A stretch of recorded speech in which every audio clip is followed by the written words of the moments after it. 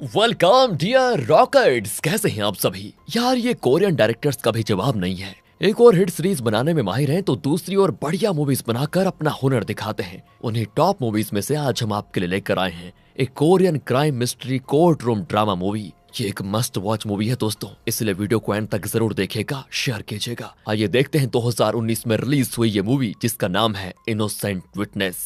Movie की शुरुआत में सुनहाओ नाम के एक लॉयर को दिखाते हैं। फिलहाल वो जेल जा रहा है, मतलब अपने क्लाइंट से मिलने जा रहा है। क्लाइंट पूछता है कि बाहर क्या चल रहा है। सुनहाओ भी कहता है कि कुछ खास नहीं, बारिश बहुत हो रही है और सोने का दाम बहुत बढ़ गया है। अरे वो नहीं वकील साहब, मेरे केस के सिलसिले में क्या चल रहा है ये बताओ। सुनहाओ कहता है कि तुमने जो काम किया है देखो, उसके लिए तुम्हें 10 साल जेल में बितानी पड़ती, लेकिन मैंने अपनी मेहनत से तुम्हें सजा कम करवा दी है और 5 साल की हो गई है। अगर तुम जेल में कोई लड़ाई झगड़ा नहीं करोगे तो सजा और भी कम हो सकती है तुम्हारी। इस तरह सुनहाओ अपने रोजमर्रा के काम में बिजी हो जाता है। यहाँ से सीधे जीवू नाम की एक लड़की को दिखाते हैं जो स्कूल में पढ़ती है। टीचर उसे बुक से कुछ पढ़ने को कहती है। जीवू भी बुक उठाकर उसे एक सेकंड के लिए देखती है कि उसे उस पन्ने का सब कुछ याद हो जाता है और वो भी बिना देखे उसका पूरा टेक्स्ट सुनाने में लग जाती है। बताओ, टीचर तो उसको बीच में रोककर उसकी बड़ी तारीफ करते हैं कि वाह तुम तो सच में कमाल की स्टूडेंट हो, एक काम करो बैठ जाओ अब। इसके बाद टीचर आगे पढ़ाना शुरू कर देती है, पर दोस्तों जीवू से चुप रहा नहीं जाता और वो ऊंची आवाज में उस पन्ने को पूरा पढ़कर ही चुप होती है। बताओ, ये है दोस्तों जीवू की प्रॉब्लम। एक्चुअली वो एक ऑटिस्टिक लड़की है ना, जिन्हें ऑटिज्म होता है। वो ज्यादा बात नहीं करते और हर काम बहुत ही धीरे कर पाते हैं, लेकिन कुछ ऑटिस्टिक लोग नॉर्मल इंसानों से कई गुना ज्यादा इंटेलिजेंट होते हैं। उन्हीं में से जीवू भी एक है। अगले सीन में सुनहाओ को दिखाते हैं जो काम के बाद घर आता है। इस घर में वो और उसके बुजुर्ग पापा रहते हैं। बढ़ती उम्र की वजह से पापा की याददाश्त बहुत कमजोर हो चुकी है, पर सुनहाओ उनका बहुत ही अच्छे से ख्याल रखता है, एक बहुत बढ़िया बेटे की तरह। सुनहाओ पर बहुत ज्यादा कर्ज भी है जिसे चुकाने के लिए उसे बहुत बड़ी रकम चाहिए, इसलिए उसे क्रिमिनल्स का केस भी लेना पड़ता है जिनसे वो ज्यादा फी ले पाए। पापा उसे कहते हैं कि बेटा तुम शादी कब करोगे, क्या तुम्हें उम्र भर कुंवारा ही रहना है। ये कहते कहते वो सुनहाओ को एक लड़की की फोटो देते हैं और कहते हैं कि देखो अगर ये पसंद आ जाए तो मैं उसके पेरेंट्स से शादी की बात कर लूंगा। पर सुनहाओ उसको देखता ही नहीं और कहता है नहीं मुझे शादी में कोई इंटरेस्ट नहीं है पापा। इसके बाद वो टीवी ऑन करता है, उसमें दिखाते हैं कि लड़कियों के सैनिटरी पैड्स बनाने वाली एक कंपनी अपने प्रोडक्ट्स में टॉक्सिक मटेरियल यूज करती है, जिसकी वजह से कुछ लड़कियों को कैंसर हुआ है और कुछ तो बेचारी मर चुकी है। इसी वजह से उस कंपनी के आगे लड़कियां प्रोटेस्ट कर रही होती हैं कि ये कंपनी बंद करो, इसके ओनर को अरेस्ट करो।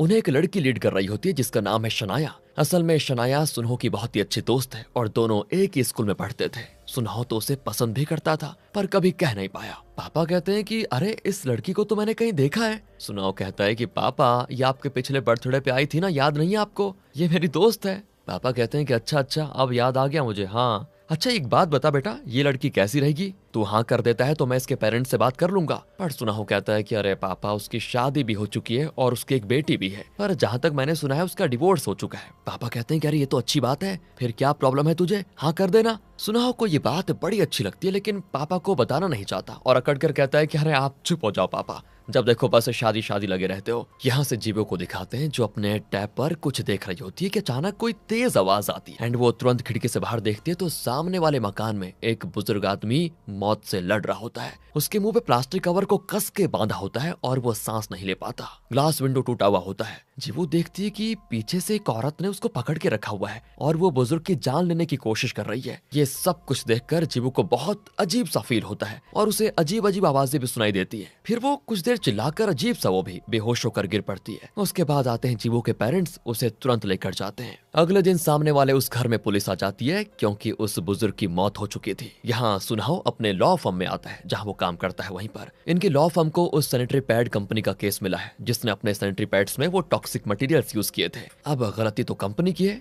लेकिन वो कंपनी खुद को बचाना चाहती है और उन्होंने इस लॉ फर्म को हायर किया है खुद को बचाने के लिए। सुनहाओ का बॉस जो खुद एक सीनियर लॉयर है वो एक मीटिंग बुलाता है जिसमें उस सैनिटरी पैड कंपनी का ओनर भी आया होता है। अब इस फर्म के लॉयर उसे ट्रेन करने लगते हैं कि कोर्ट में कैसे पेश आना है और प्रोसिक्यूशन के सवालों का किस तरह से जवाब देना होगा। अब बॉस तो ओनर को एग्जाम्पल भी देता है कि इस तरह पूछा जाएगा। वो कहता है कि सुनिए, आपकी कंपनी अपने सैनिटरी पैड्स में टॉक्सिक मटेरियल्स यूज करती है, इससे कई लड़कियों को कैंसर हुआ है, क्या ये सच है? पर ओनर कहता है कि देखो ये सब मुझे कैसे पता होगा। ये सुनकर तो सुनाओ हंस पड़ता है। उसके बाद बॉस ओनर को समझाता है कि देखिए अगर आपने कोर्ट में इस तरह जवाब दिया तो प्रोसिक्यूशन का काम बड़ा आसान हो जाएगा और आपको सजा मिलने से कोई रोक नहीं पाएगा। कोर्ट में आपको रिस्पॉन्सिबली जवाब देना होगा, रिस्पॉन्सिबली। फिर वो सुनाओ से पूछता है कि तुम क्यों हंस रहे थे उस समय? खैर तुम ये सोच लो कि मैंने तुम्हें इस कंपनी का केस दिया, तो तुम बताओ तुम इस कंपनी को और इसके ओनर को कैसे बचाओगे? सुनाहो कहता है कि अगर ये साबित भी हो जाए कि इनकी कंपनी के सैनिटरी पैड्स में टॉक्सिक मटेरियल्स है, तो भी कोई ये साबित नहीं कर सकता कि उस टॉक्सिक मटेरियल से कैंसर होता है। इसे साबित करने के लिए कोई रिसर्च नहीं की गई है, और अगर रिसर्च करनी भी हो तो उसमें कई साल लग जाएंगे, और जब तक वो साबित नहीं हो जाता तब तक ये भी साबित नहीं हो पाएगा कि इन्हीं के प्रोडक्ट से उन लड़कियों को कैंसर हुआ था।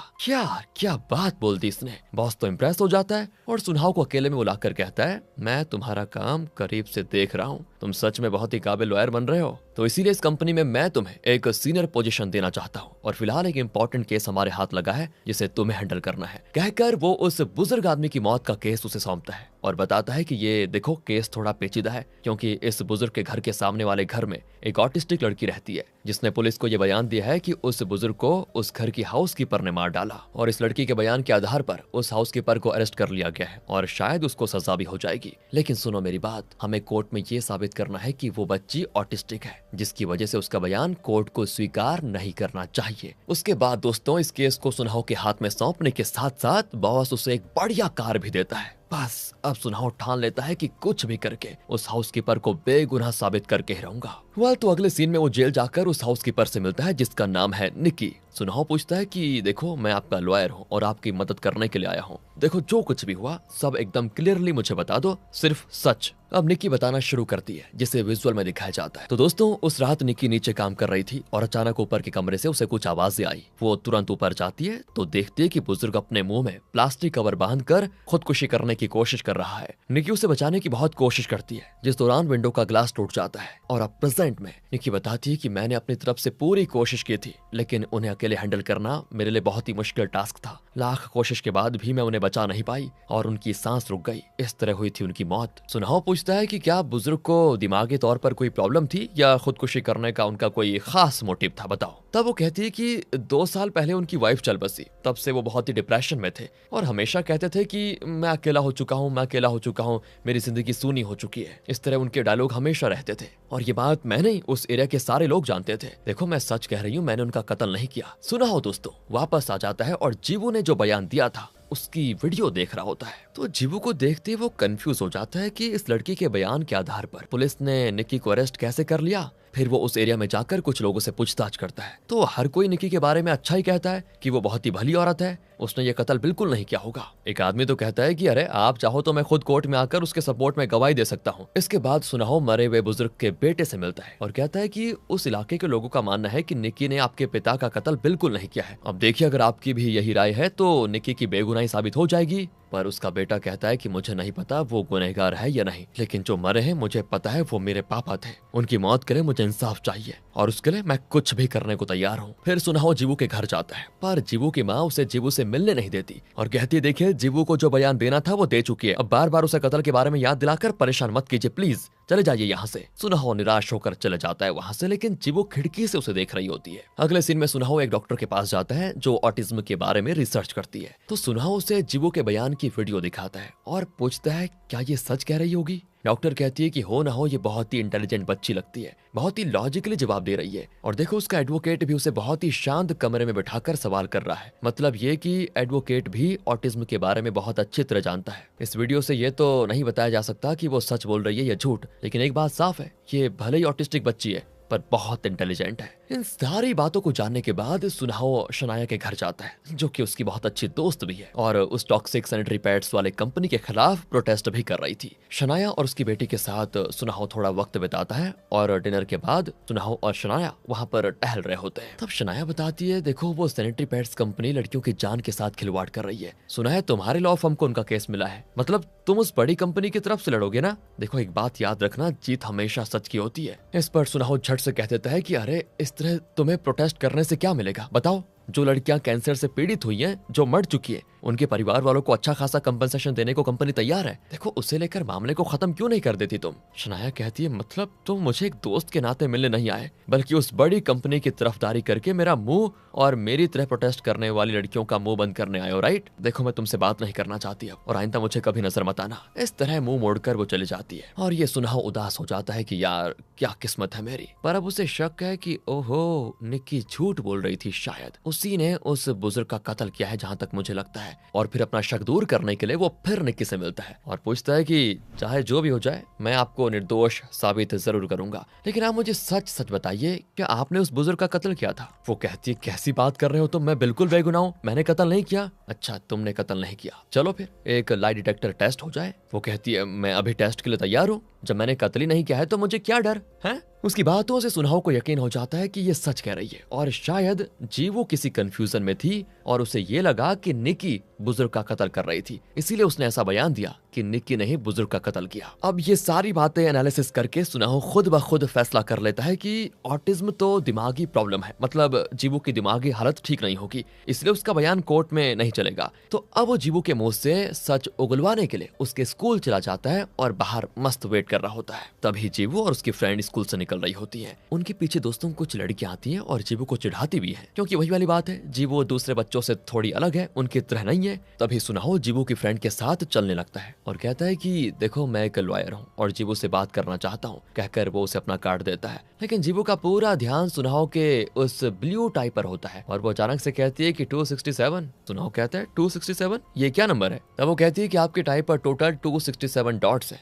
ये सुनकर सुनाओ तो दंग रह जाता है कि एक ही सेकंड देखकर ये कैसे गिन लिया इसने। लेकिन फिर उसे लगता है कि शायद ये झूठ बोल रही है। वो जीवो से पूछ ही लेता है कि एक बात बताओ, उस रात तुमने जो कत्ल देखा था क्या तुम्हें सच में यकीन है कि वो निक्की ने किया था? और एक बात बताओ, तुम इतने यकीन के साथ कैसे कह सकती हो? लेकिन ये क्या जीवो उसका जवाब ही नहीं देती और वहां बैठे बर्ड्स की आवाज निकालने लग जाती है। अचानक वहां पर एक कुत्ता आ जाता है और जोर से भौंकता है, लेकिन इसके बाद जीवो जल्दी से भाग जाती है। सुनाहो भी उसके पीछे पीछे भागता है और पूछता है कि देखो देखो तुमने मेरे सवाल का जवाब नहीं दिया। तो इस पर जीवो अपना फोन निकालती है और कहती है कि मेरी माँ ने कहा कि अनजान आदमियों से बात मत करना और मैं वही कर रही हूँ। उन्होंने ये भी कहा कि अगर कोई परेशान करे तो तुरंत पुलिस को कॉल कर देना, मैं पुलिस को ही कॉल करने जा रही हूँ। सुनाहो कहते हैं नहीं नहीं ऐसा मत करो, मैं कुछ नहीं पूछूंगा, सच कह रहा हूँ। और ये सुनने के बाद जीवो अपना मूड चेंज कर लेती है और चली जाती है वहां से। तब सुनाओ उसकी फ्रेंड से पूछता है वो मुझसे बात क्यों नहीं करना चाहती? वो कहती है क्योंकि आप अभी अभी उससे मिले हैं और एकदम मिलने के बाद ही उससे कत्ल, कोर्ट, बयान इनके बारे में बात करने लगे हैं, तो उसे अच्छा नहीं लगा। आप एक काम कीजिए, पहले उससे अपनी पहचान बढ़ाइए, वो बातें कीजिए जो उसे पसंद है, इसके बाद वो धीरे धीरे आपके साथ घुल मिल जाएगी, तब जाकर शायद वो आपके प्रश्नों का जवाब दे पाएगी। सुनाओ उससे पूछता है कि अच्छा तो बताओ उसे क्या क्या पसंद है और क्या पसंद नहीं है। उसे तो मैथ्स, पजल्स, रिडल्स ये सारी चीजें पसंद है। उसी तरह का कोई आप सवाल पूछोगे तब उसे आप में दिलचस्पी आएगी बात करने के लिए। सुनाओ भी समझ आता है कि अब क्या करना है। अगले सीन में कोर्ट रूम को दिखाते हैं जहां उस बुजुर्ग के कत्ल का केस चल रहा होता है। प्रोसिक्यूटर कहता है कि बुजुर्ग का कत्ल निक्की ने किया। अब सुनाओ डिफेंस लॉयर है और उसे साबित करना है कि निक्की कातिल नहीं है। सबसे पहले प्रोसिक्यूटर उस डॉक्टर से सवाल करता है जिसने बुजुर्ग का शव विश्लेषण किया था। वो पूछता है कि निक्की का कहना है कि उस रात बुजुर्ग ने प्लास्टिक कवर से अपना मुंह कस के बांध के रखा हुआ था। निक्की ने उन्हें बचाने की बड़ी कोशिश की लेकिन वो प्लास्टिक कवर को निकाल नहीं पाई और बुजुर्ग की मौत हो गई। तो आपको क्या लगता है? डॉक्टर कहता है कि बुजुर्ग की उम्र 80 साल से कम नहीं थी, उसके मुकाबले तो निक्की बहुत ही स्ट्रांग है। वो चाहती तो बड़ी आसानी से बुजुर्ग के मुंह से वो प्लास्टिक कवर को फाड़ कर निकाल सकती थी। निक्की के बयान को सच मानना मुश्किल लगता है क्योंकि 80 के बुजुर्ग के पास इतनी ताकत नहीं हो सकती कि वो निक्की का मुकाबला करे और उसे प्लास्टिक कवर को निकालने से रोके।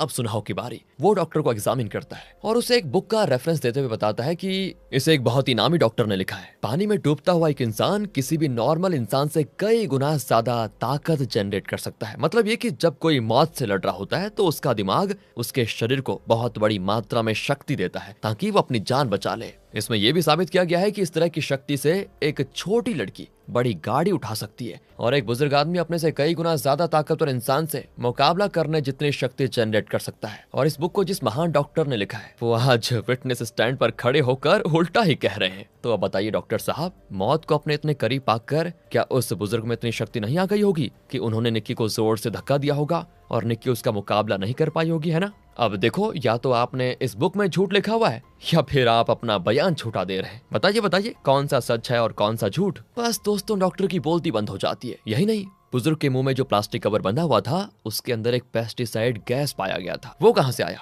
मैं बताता हूँ योर ऑनर। वो इसीलिए क्योंकि बुजुर्ग ने फैसला कर लिया था कि वो खुदकुशी करेंगे। उसके बाद दोस्तों वो एक डिपार्टमेंटल स्टोर का फुटेज पेश करता है जिसमें बुजुर्ग पेस्टिसाइड को खरीद रहा है। इन सब के आधार पर तो ये साबित होता है कि निक्की ने बुजुर्ग का कत्ल नहीं किया बल्कि बुजुर्ग ने खुदकुशी की है। अब जज भी कहते हैं कि ठीक है, 2 हफ्ते के बाद अगली हियरिंग होगी। सब जो इस केस की विटनेस है वो कोर्ट में आकर अपना बयान देगी, उसके आधार पर ही हम फैसला कर पाएंगे। अब दोस्तों 2 हफ्ते के अंदर सुनहाओ को जीवू को कोर्ट में ये कहने के लिए कन्विंस करना है कि निक्की ने कत्ल नहीं किया था। अगले दिन वो फिर जीवू से मिलता है और उसे एक पजल गेम गिफ्ट करता है और कहता है सुनो, एक घर है जिसकी सारी दीवारें साउथ साइड फेस करती हैं, तो बताओ वो घर कहाँ होगा। जीवू कोई जवाब नहीं देती। इतने में कुत्ता भौंकता है तो वो कान बंद करके घर चले जाती है। तभी सुनहाओ देखता है कि घर के पास पब्लिक प्रोसिक्यूटर खड़ा हुआ है। जीवू उससे बहुत अच्छे से बात कर रही होती है। असल में प्रोसिक्यूटर का भाई ऑटिस्टिक है और इसीलिए वो बखूबी जानता है कि ऑटिस्टिक लोगों से किस तरह पेश आना होता है। अब सुनहाओ जीवू की माँ से पूछता है कि मुझे बस 2 मिनट आपकी बेटी से बात करने दीजिए, लेकिन वो साफ मना कर देती है। सुनहाओ तो सीधे प्रोसिक्यूटर से पूछने लगता है कि सारे एविडेंस तो यही कह रहे हैं कि निक्की ने कत्ल नहीं किया, फिर तुम खामखा उसे सजा दिलवाने पे क्यों तुले हुए हो। वो भी कहता है कि वजह एकदम सिंपल है और वो ये कि ऑटिस्टिक लोग कभी झूठ नहीं बोलते, जो जीवू कह रही है वही सच है और निक्की ने ही बुजुर्ग आदमी का कत्ल किया है। लेकिन अब समस्या यह है कि सुनहाओ को इस बात पर विश्वास ही नहीं होता। इसी बीच उसे पता चलता है कि शनाया ने उस टॉक्सिक सेंट्री पैड्स कंपनी के खिलाफ जो केस किया था, उसकी पहली सुनवाई में उस कंपनी का पक्ष बहुत ही स्ट्रांग था और लगता है शनाया केस हार जाएगी। ये सारी बातें जानने के बाद सुनहाओ उसके घर जाता है और कहता है कि ये तुम क्या कर रही हो, देखो उस कंपनी के पक्ष में हमारी कंपनी के 15 लॉयर्स काम कर रहे हैं और उनमें से कई तो जज रह चुके हैं, तुम ये केस कभी नहीं जीत पाओगी। शनाया कहती है कि शायद गणित में तुम कमजोर हो, 15 नहीं तुम मिलकर 16 हो। ये कहो तुम भी तो उसी कंपनी के पक्ष में हो ना, देखो मुझे अपने हाल पे छोड़ दो और दफा हो जाओ यहाँ से। सुनहाओ बेचारा फिर उदास होकर घर आ जाता है। वो अपने कुछ पुराने फोटोज को देखता है जिससे पता चलता है कि कभी सुनहाओ भी शनाया के साथ मिलकर इस तरह के कॉर्पोरेट्स के खिलाफ प्रोटेस्ट किया करता था, आम लोगों के लिए लड़ता था। लेकिन अब खुद गर्ज हो गया है ना। आदमी वैसे बुरा नहीं है, लेकिन उसके पास ये सब करने के अलावा कोई रास्ता नहीं बचा, क्योंकि उसे अपना उधार जो चुकाना है और अपने पापा की अच्छे से देखभाल भी करनी है। वो ये दोस्तों घर घर की समस्या। अगले सीन में सुनहाओ अपने बॉस की एक पार्टी में होता है जहाँ बहुत ही अमीर लोग आए होते हैं। महंगी शराब, दमदार डिनर, सब कुछ बढ़िया तरीके से होता है। अब बॉस सुनहाओ को बताता है कि पता है ना वो बुजुर्ग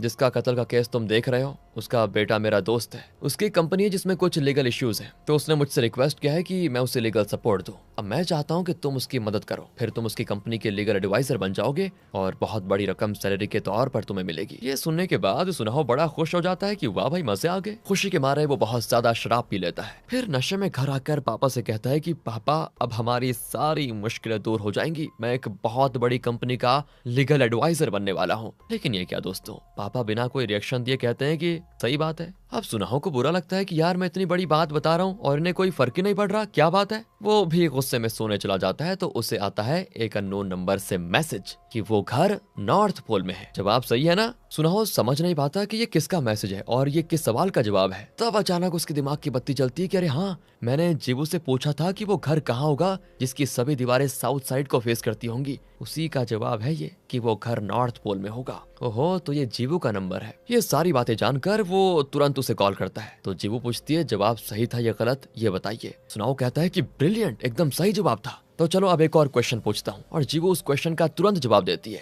वेरी गुड जीवू, चलो अब एक काम करते हैं, रोज शाम को 5 बजे मैं तुमसे एक क्वेश्चन पूछूंगा और अगले दिन तुम्हें उसका जवाब देना होगा, ओके? बोलो मंजूर है? जीवू मान जाती है। अब सुनहाओ को जीवू से दोस्तों रोज बात करने का मौका भी मिल जाता है और इनके बीच बॉन्डिंग बहुत अच्छी हो जाती है। दूसरी ओर सुनहाओ बुजुर्ग के बेटे की कंपनी में जाता है और वहाँ फॉर्मली उनका लीगल एडवाइजर भी बन जाता है। वो आदमी कहता है कि मेरी कंपनी में फाइनेंशियली कुछ प्रॉब्लम्स थी, लेकिन अब थोड़ा सुधार आ गया है, जल्दी से आप मेरे पापा का केस पूरा कर दीजिए और मेरी कंपनी को ज्वाइन कर लीजिए बस। अगले सीन में सुनहाओ जीवू से मिलने उसके स्कूल के बाहर वेट कर रहा होता है। तब वो देखता है कि जीवू की फ्रेंड उसे पेस्टिसाइड मिक्स किया हुआ पानी पिलाने की कोशिश कर रही है। वो कहती है कि तुम्हारे साथ घूमने की वजह से बाकी बच्चे मुझे ये सब पीने पे मजबूर कर रहे थे, लो तुम भी पी लो इसको। जीवू उसको नहीं लेती, लेकिन वो जीवू को बुली करने लगती है। तब सुनहाओ बीच में आ जाता है और उस लड़की को डांटता है कि क्या कर रही हो, मैं तो तुम्हें अच्छी लड़की समझ रहा था, ये क्या बदतमीजी है। वो कहती है मैं अच्छी लड़की नहीं हूँ समझे, और इसी वजह से स्कूल में मुझसे कोई बात नहीं करता। इस तरह वो अपने मन की भड़ास निकाल कर चली जाती है। तभी जीवू उसके पीछे जाने लगती है तो सुनहाओ उसको रोक कर समझाता है कि देखो तुम उसे अपनी फ्रेंड मानती हो, लेकिन वो तुम्हें जहर देने की कोशिश कर रही है,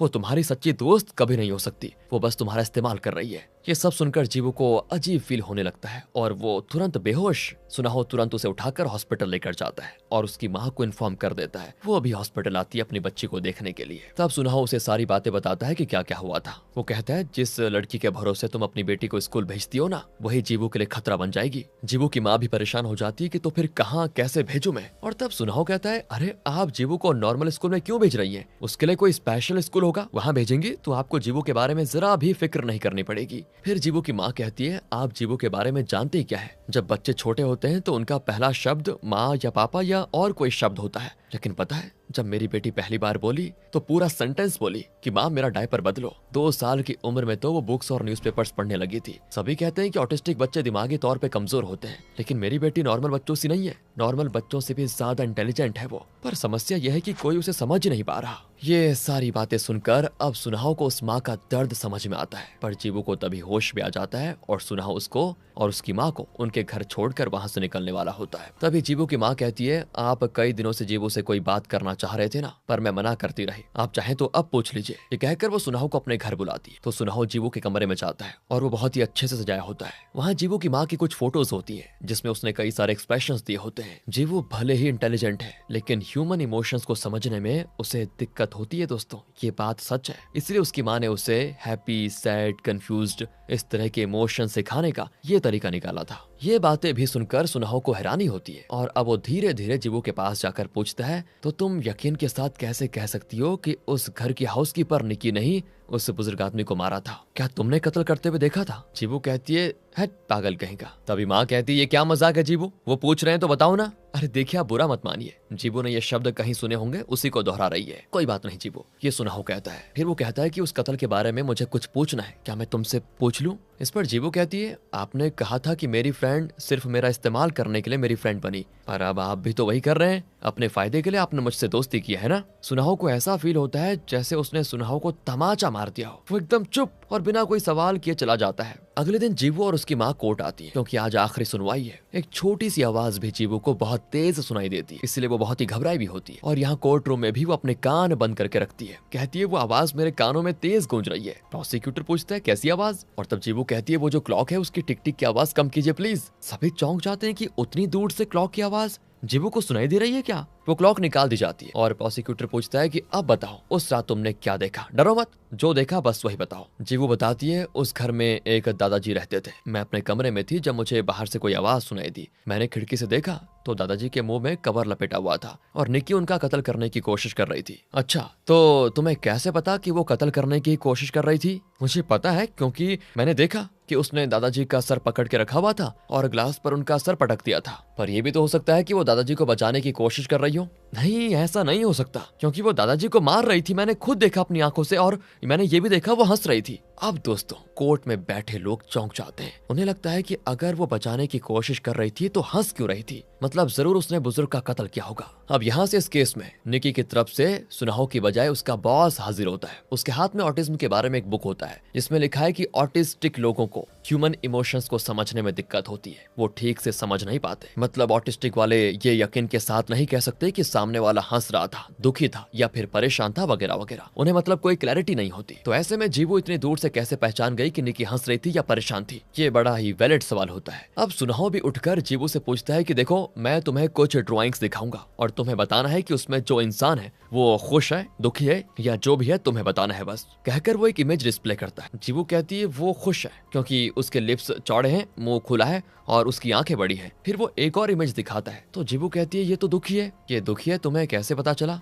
क्योंकि उसका मुंह बंद है और उसके लिप्स नीचे की ओर मुड़े हुए हैं, उसकी आंखें छोटी हो गई हैं। इस तरह जीवू उस इमेज के इमोशंस को फील किए बगैर उस इमेज पर लिप्स और आंखों के आकार के आधार पर ये जज करती है कि वो खुश है या दुखी। और अब सुनाओ अगला इमेज दिखाता है जिसमें आंखें छोटी होती हैं लेकिन लिप्स चौड़े और खुले होते हैं। अब इस इमेज को देखकर जीवू ये कहती है ये खुश है। हालांकि देखने पर उस इमेज को देखकर ये लगता है कि भले ही मुंह हंस रहा है, लेकिन जब पूरा चेहरा देखा जाए तो पता चलता है कि ये जरूर दुखी है। अब सुनाओ कोर्ट को बताता है कि देखा योर ऑनर, यहाँ सबको ये साफ पता चल चुका होगा कि ये इंसान दुखी है, लेकिन जीवू कहती है कि इसके ओंठ हंस रहे हैं और इसीलिए ये खुश है। जीवू का कहना है। जीवू ने अपनी खिड़की से कुछ दूर पर उस घर में चल रहे स्ट्रगल को देखा होगा जिसमें निकी उस बुजुर्ग को बचाने की कोशिश कर रही थी और शायद वो परेशान भी थी। उसका चेहरा देखकर जीवू को लगा कि वो हंस रही है, लेकिन शायद वो हंस नहीं रही थी, बल्कि जीवू को ऐसा लगा था कि वो हंस रही थी। और तो और जब नॉर्मल इंसान इतनी दूर से किसी को देखकर पता नहीं लगा सकते कि वो खुश है या दुखी, तो इस तरह की मेंटल प्रॉब्लम्स वाली लड़की कैसे जान सकती है कि वो आदमी दुखी था या फिर हंस रहा था। सबके सामने सुनाहो जीवू के लिए मेंटल शब्द का इस्तेमाल कर देता है। हालांकि आर्गुमेंट के बहाव में आकर गलती से उसके मुंह से ये शब्द निकला था, जिसे सोचकर सुनाहो बाद में पछताता भी है। लेकिन अब वो ये वाली बात है ना, तीर एक बार निकल गया तो वापस नहीं आता, जो कह दिया वापस नहीं आ सकता। सुनाहो का ये वाक्य सुनकर कोर्ट में चुप्पी छा जाती है। बिल्कुल जीवू और उसकी माँ बहुत दुखी होती हैं। जज अपना फैसला सुनाने के लिए अगले हफ्ते की तारीख दे देते हैं। यहाँ से सीधे अगले दिन में आ जाइए। सुनाहो शनाया के घर जाता है, लेकिन दरवाजे पे ताला लगा होता है और सुनाहो बाहर बैठ जाता है। फिर तभी जीवू से कॉल करती है और सुनाहो ने रोज की तरह जीवू को एक पहेली सुनाई थी, जिसका जवाब अब जीवू देती है। सुनाहो को वैसे अंदर ही अंदर बहुत बुरा भी लगता है और वो कहता है, देखो कोर्ट में जो हुआ उसके लिए प्लीज मुझे माफ कर दो। पर जीवू कहती है, वो छोड़िए, मैं आपसे सिर्फ एक सवाल पूछना चाहती हूँ, क्या आपको सच में लगता है कि मुझे मेंटल प्रॉब्लम है? नहीं जीवू, मेरा वो मतलब नहीं था। ये कहने के बाद सुनाहो कुछ और कहने वाला होता है, लेकिन जीवा कॉल काट देती है। गुस्सा आ गया था उसको और अब सुनाहो जीवू से माफी मांगने उसके घर जाता है। लेकिन उसकी माँ उसे काफी सुनाती है कि कोर्ट में सबके सामने तुमने मेरी बेटी को पागल कहा, अब किस मुंह से यहाँ पर आए हो हैं? चुपचाप चले जाओ वरना पुलिस को बुला लूंगी। सुनाहो निराश होकर वहां से चला जाता है। क्या करता वो, अब गलती कर दी थी तो पछताना पड़ेगा ही। अगले हफ्ते दोस्तों फैसले का दिन आता है और जज कहते हैं कि जीवू का बयान विश्वास करने लायक नहीं है और निक्की के खिलाफ कोई सबूत भी नहीं है, इसीलिए निक्की को बाइज्जत बरी किया जाता है। निक्की खुश होकर सुनाहो का शुक्रिया अदा करती है और फिर बुजुर्ग के बेटे को देखती है। दोस्तों वो निक्की को देखकर हंसता है और बदले में निक्की भी हंसती है। क्या मैटर हो गया। और अब यहाँ सुनाहो को सब कुछ समझ में आने लग जाता है। वो निक्की को लेकर कोर्ट से बाहर निकलता है और कहता है कि प्रोसिक्यूटर इस केस को ऊपर के कोर्ट में अपील करने वाला है, इसलिए आपको फिर कोर्ट में आना पड़ सकता है। इस पर वो कहती है, धत पागल कहीं का। ओह ये देखो, ये रहा ट्विस्ट, अभी सुना आपने, धत पागल कहीं का। और सुनाहो को याद आ जाता है कि उस दिन सुनाहो के सवाल का जीवू ने यही जवाब दिया था। और तो और निक्की कहती है, मुझे अपने बेटे को देखने जाना है? आपका बेटा भी है? आपने कभी बताया नहीं। नहीं, वो मेरा असली बेटा नहीं है, लेकिन बेटे जैसा है। उसकी तबीयत बहुत ही खराब है, मुझे उसकी देखभाल करनी पड़ती है। ये कहकर वो चली जाती है और अब जाकर दोस्तों सुनाहो को निक्की पर शक हो जाता है और वो उस आदमी से मिलता है जिसने सुनाहो को ये बताया था कि निक्की बहुत भली औरत है, वो किसी का कत्ल कभी नहीं कर सकती। सुनाहो पूछती है, निक्की का कोई बेटा है क्या? वो कहते हैं, हाँ है तो एक बेटा, पर बहुत ही बीमार है और इलाज बहुत ही महंगा है, इसलिए बेचारी उसका इलाज करवा नहीं पाई थी। अब दोस्तों सुनाहो मरे हुए बुजुर्ग के बारे में पूछताछ दोबारा शुरू करता है तो पता चलता है वो बहुत ही रहमदिल इंसान था। उसने अपनी पूरी प्रॉपर्टी अनाथालय और एनजीओ के नाम करने की सोची थी, लेकिन उससे पहले उसकी मौत हो गई। तब जाकर सुनाहो इस केस के डॉट्स को कनेक्ट करने लग जाता है। वो समझ जाता है कि क्या सच है। बुजुर्ग अपनी सारी प्रॉपर्टी डोनेट करने जा रहा था, लेकिन उसके बेटे की कंपनी में फाइनेंशियल प्रॉब्लम्स थी। जाहिर है कि बेटे ने प्लान बनाया होगा कि अगर पापा का खात्मा हो जाए तो उनकी प्रॉपर्टी जो अनाथालय को जाने वाली थी वो उसे मिल जाएगी और उसकी कंपनी की फाइनेंशियल प्रॉब्लम्स सॉल्व हो जाएंगी। इसी इरादे से उसने अपने पापा की देखभाल करने के लिए निक्की को हायर किया था। उसने निक्की को प्रॉमिस किया था कि अगर वो बुजुर्ग का काम तमाम कर देगी तो वो निक्की को उसके बेटे के इलाज के लिए बड़ी रकम देगा। और फिर अपने बेटे को बचाने के लिए ही निक्की ने बुजुर्ग आदमी का कत्ल कर दिया। मतलब जो कुछ भी जीवू ने कहा था 100% सच था। इसी बीच निक्की सीधे जीवू के स्कूल जाती और उसे धमकाती है कि सुनो, अगर तुमने अगली सुनवाई में कोर्ट में ये कहा कि मैं हंस रही थी और मैंने उस बूढ़े का कत्ल किया तो याद रखना तुम्हारा गला घोंट कर मार डालूंगी तुम्हें। दूसरी ओर सुनाहो शनाया से बात करने की लाख कोशिश करता है, लेकिन वो कॉल नहीं उठाती और फिर आखिर में कॉल अटेंड करके कहती है, तुम जैसे बेकाव आदमी से मुझे बात करनी नहीं, मैंने 100 बार बोला है और फिर कह रही हूँ। कहने के बाद वो कॉल काट देती है। सुनाहो टूट जाता है और मन ही मन बहुत ही गिल्टी फील करता है। तब सुनाहो को कॉल आता है कि जीवू हॉस्पिटल में है, क्योंकि दोस्तों निक्की ने उसको धमकाया था तो उससे डरकर जीवू बेहोश हो गई थी। सुनाहो उसको देखने के लिए हॉस्पिटल जाता है। बहुत पछताता है कि एक कातिल को उसने रिहा करवा दिया और इस बच्चे को पागल बताया जो कि असल में बहुत ही इंटेलिजेंट है। पर जो गलती हो गई सो हो गई, लेकिन उसको सुधारा भी तो जा सकता है। यही सोचकर सुनाहो उस पब्लिक प्रोसिक्यूटर को कॉल करके कुछ बताता है और प्रोसिक्यूटर जीवू की माँ से मिलता है। कहता है, मैंने ऊपरी कोर्ट में अपील की है, सिर्फ एक और बार जीवू को कोर्ट आकर